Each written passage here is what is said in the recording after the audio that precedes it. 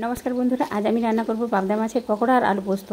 पकोड़ा बानानोर जोन्नो दो चारटे रसुन, एक इंची आदा, एकटू धने पाता और दो चारटा काँचा लंका एकसाथे बेटे निये माछेर मध्य दिए दिलाम और दिए दिलाम परिमाण मतो हलुद, लबण और एकटू लेबू रस।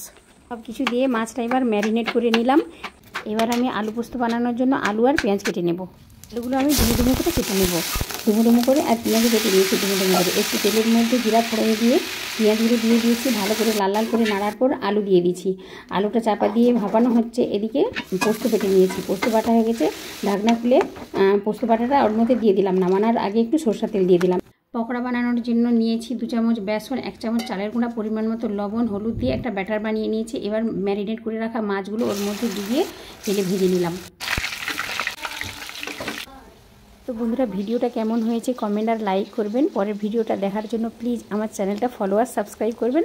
আর সবাই ভালো থাকবেন, সুস্থ থাকবেন।